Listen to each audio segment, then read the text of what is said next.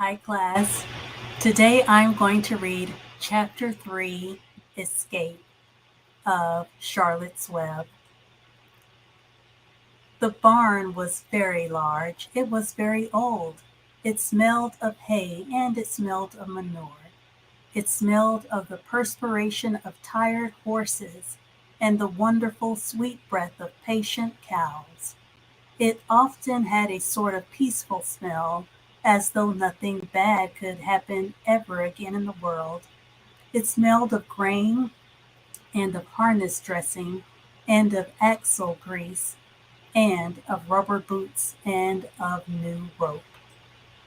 And whenever the cat was given a fish head to eat, the barn would smell of fish, but mostly it smelled of hay, for there was always hay in the great loft up overhead, and there was always hay being pitched down to the cows and the horses and the sheep.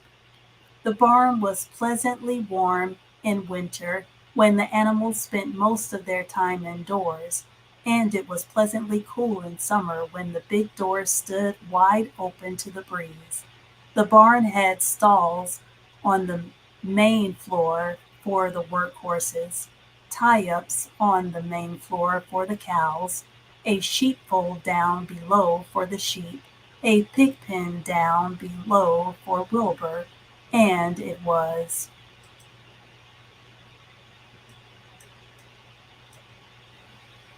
full of all sorts of things that you find in barns: ladders, grindstones, pitchforks, monkey wrenches, seeds, lawn mowers, snow shovels, axe handles, milk pails, water buckets, empty grain sacks, and rusty rat traps. It was the kind of barn that swallows like to build their nests in. It was the kind of barn that children like to play in, and the whole thing was owned by Fern's uncle, Mr. Homer L. Zuckerman.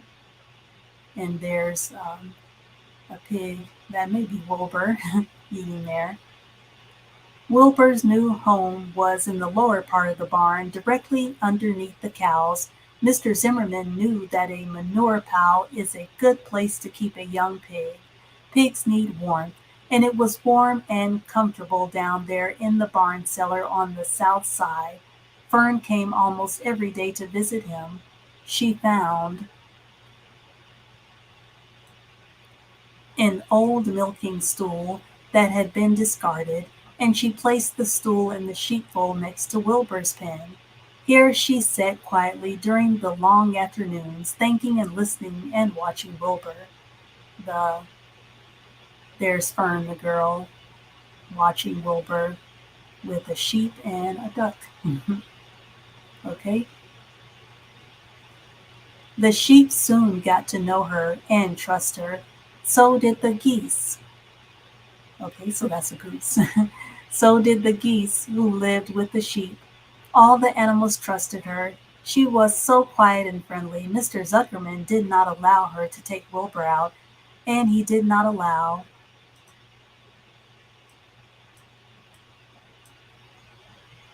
her to get into the pig pen. But he told Fern that she could sit on the stool and watch Wilbur as long as she wanted to. It made her happy just to be near the pig, and it made Wilbur happy to know that she was sitting there right outside his pen. But he never had any fun. No walks, no rides, no swims. One afternoon in June, when Wilbur was almost 2 months old, he wandered out into his small yard outside the barn. Fern had not arrived for her usual visit. Wilbur stood in the sun, feeling lonely and bored. There's never anything to do around here, he thought. He walked slowly to his food trough and sniffed to see if anything had been overlooked at lunch. He found a small strip of potato skin and ate it. His back itched, so he leaned against the fence and rubbed against the boards. When he tired of this, he walked indoors, climbed to the top of the manure pile, and sat down. He didn't feel like going to sleep. He didn't feel like digging. He was tired of standing still, tired of lying down. I'm less than 2 months old, and I'm tired of living, he said. He walked out to the yard again. When I'm out here, he said, there's no place to go but in. When I'm indoors, there's no place to go but out in the yard. That's where you're wrong, my friend. My friend, said a voice. Wilbur looked through the fence and saw the goose standing there. You don't have to stay in that dirty little yard, said the goose, who talked rather fast. One of the boards is loose. Push on it, push on it, and come on out. What? Said Wilbur. Say it slower. At. At the risk of repeating myself, said the goose, I suggest that you come on out. It's wonderful out here. Did you say a board was loose? That I did, said the goose. Wilbur walked up to the fence and saw that the goose was right. One board was loose. He put his head down, shut his eyes, and pushed. The board gave way. In a minute he had squeezed through the fence and was standing in the long grass outside his yard. The goose chuckled. How does it feel to be free? She asked.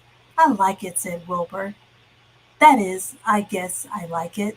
Actually, Wilbur felt queer to be outside his fence, with nothing between him and the big world. Where do you think I'd better go? Anywhere you like, said the goose.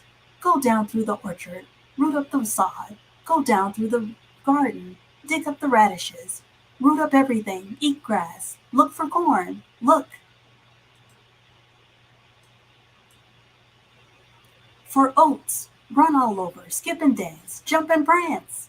Go down through the orchard and stroll in the woods. The world is a wonderful place when you're young.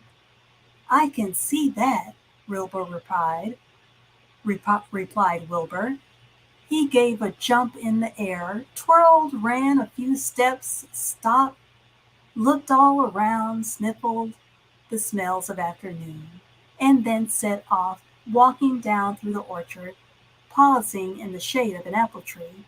He put his strong snout into the ground and began pushing, digging, and rooting. He felt very happy.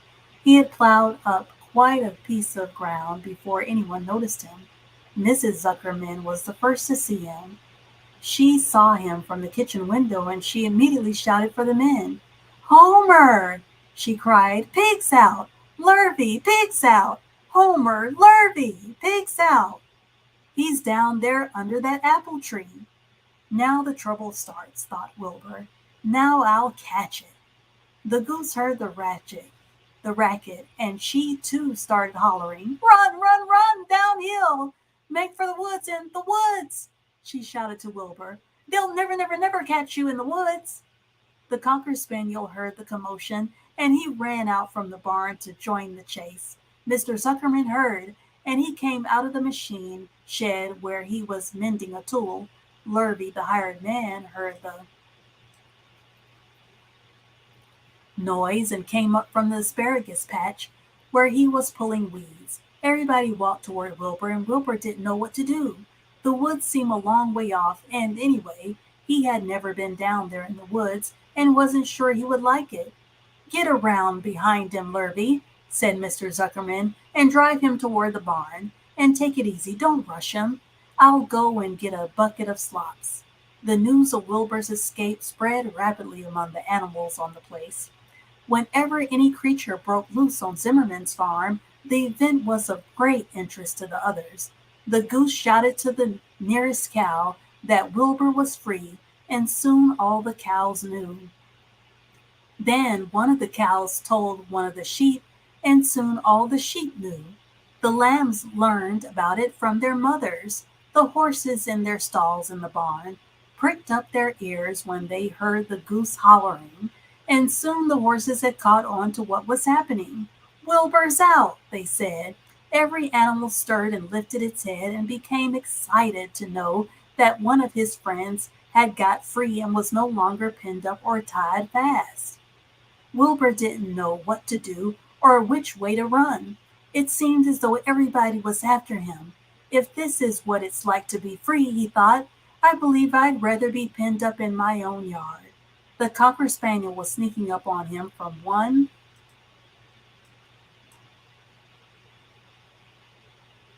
side.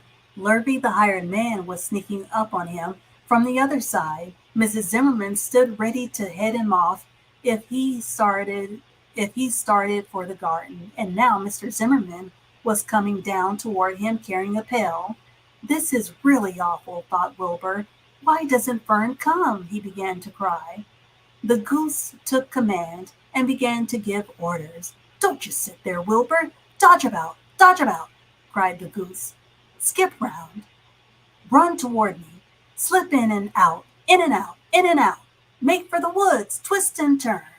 The cocker spaniel sprang for Wilbur's hind leg. Wilbur jumped and ran. Lurvy reached out and grabbed.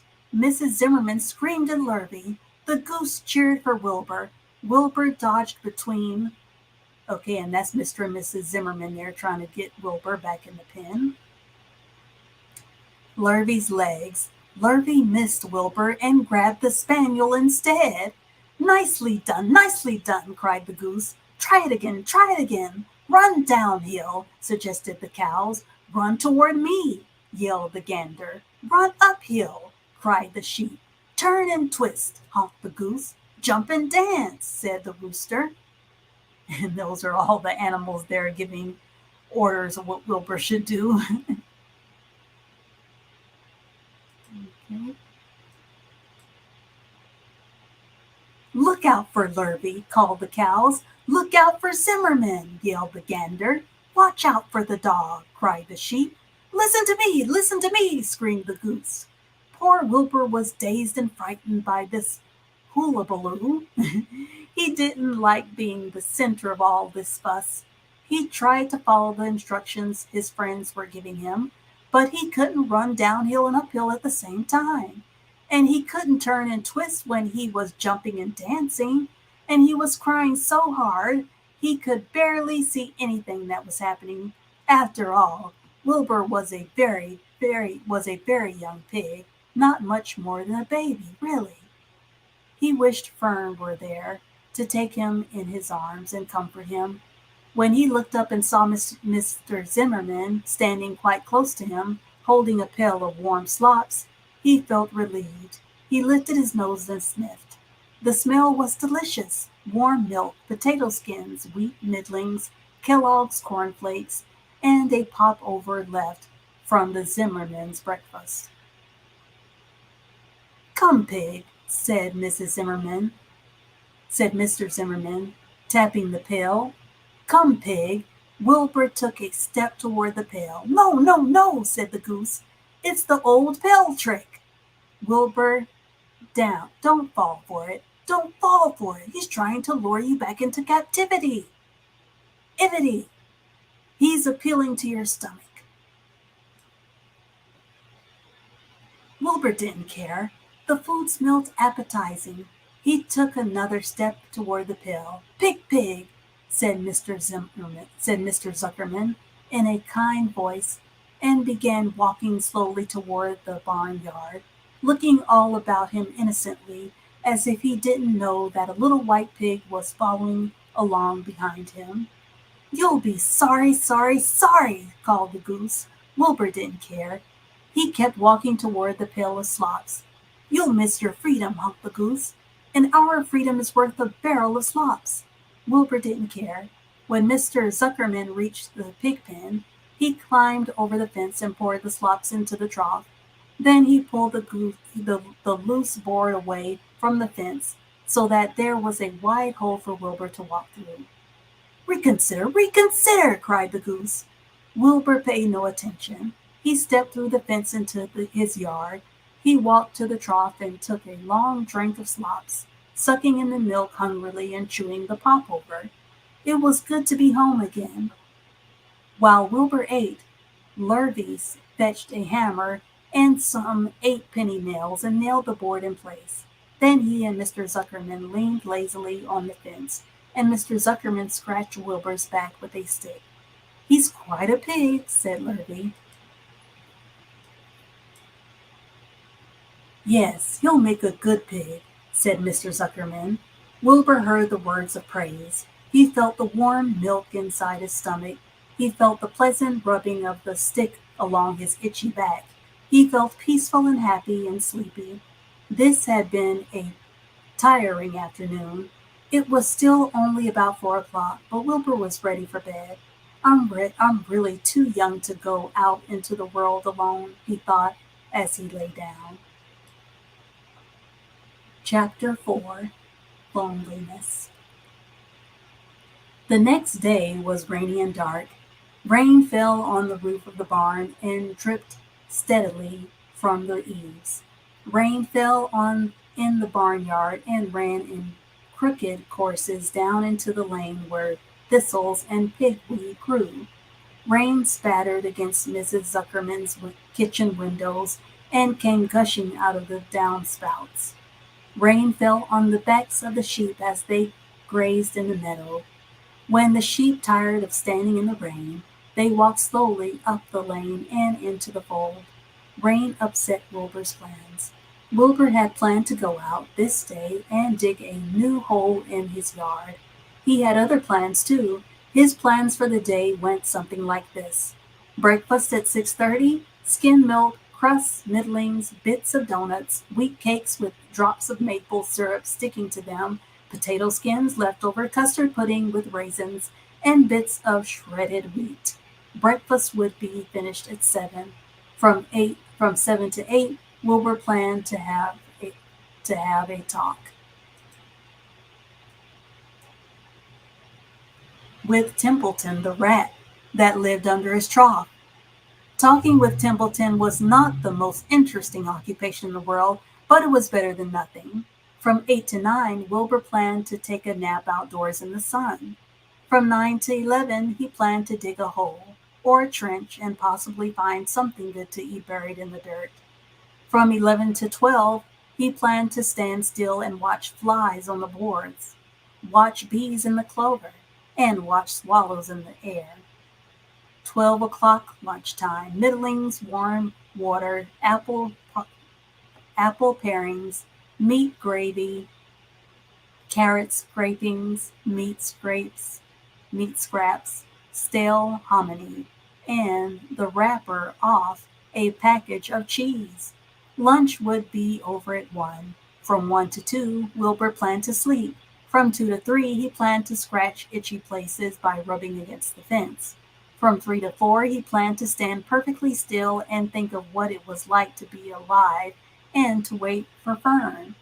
At 4 would come supper, skim milk, provender, leftover sandwich from Lurvy's lunchbox, prune skins, a morsel of this, a bit of that, fried potatoes, marmalade drippings, a little more of this, a little more of that, a piece of baked apple, a scrap of upside-down cake. Wilbur had gone to sleep thinking about these plans. He awoke at 6 and saw the rain, and it seemed as though he couldn't bear it. I get everything all beautifully planned out, and it has to go and rain, he said. For a while he stood gloomily indoors. Then he walked to the door and looked out. Drops of rain struck his face. His yard was cold and wet. His trough had an inch of rainwater in it. Templeton was nowhere to be seen. "Are you out there, Templeton?" called Wilbur. There was no answer. Suddenly Wilbur felt lonely and friendless. "One day just like another," he groaned. "I'm very young. I have no real friends here in the barn. It's going to rain all afternoon and all morning and all afternoon, and Fern won't come in such bad weather. Oh, honestly," and Wilbur was crying again, for the second time in 2 days. At 6:30, Wilbur heard the banging of a pail. Lurvy was standing outside in the rain, stirring up breakfast. "Come on, pig," said Lurvy. Wilbur did not budge. Lurvy dumped the slops, scraped the pail, and walked away. He noticed that something was wrong with the pig. Wilbur didn't want food. He wanted love. He wanted a friend, someone who would play with him. He mentioned this to the goose, who was sitting quietly in a corner of the sheepfold. "Will you come over and play with me?" he asked. Sorry, said the goose. I'm sitting on my eggs. 8 of them. Got to keep them toasty warm. I want to stay right here. I'm no flibbery, ibbery, gibbery. I do not plan when there are eggs to hatch. I'm expecting goslings. Well, I didn't think you were expecting woodpeckers, said Wilbur bitterly. Wilbur next tried one of the lambs. Will you please play with me? He asked. Certainly not, said the lamb. In the first place, I cannot get into your pen, as I am not old enough to jump over the fence. In the second place, I am not interested in pigs. Pigs mean less than nothing to me. What do you mean, less than nothing? Replied Wilbur. I don't think there is any such thing as less than nothing. Nothing is absolutely the limit of nothingness. It's the lowest you can go. It's the end of the line. How can something be less than nothing? If there were something that was less than nothing, then nothing would not be nothing. It would be something, even though it's just a very little bit of something. But if nothing is nothing, then nothing has nothing that is less than it is. Oh, be quiet, said the lamb. Go play by yourself. I don't play with pigs. That's funny. Sadly, Wilbur lay down and listened to the rain. Soon he saw the rat climbing down a slanting board that he used as a stairway. Will you play with me, Templeton? Asked Wilbur. Play, said Templeton, twirling his whiskers. Play? I hardly know the meaning of the word. Well, said Wilbur, it means to have fun, to frolic, to run and skip and make merry. I never do those things if I can avoid them, replied the rat sourly. I prefer to spend my time eating, gnawing, spying, and hiding. I am a glutton, but not a merry maker. Right now I am on my way to your trough to eat your breakfast, since you haven't got sense enough to eat it yourself. And Templeton the rat crept stealthily along the wall and disappeared into a private tunnel that he had dug between the door and the trough in Wilbur's yard. Templeton was a crafty rat, and he had things pretty much his own way. The tunnel was an example of his skill and cunning.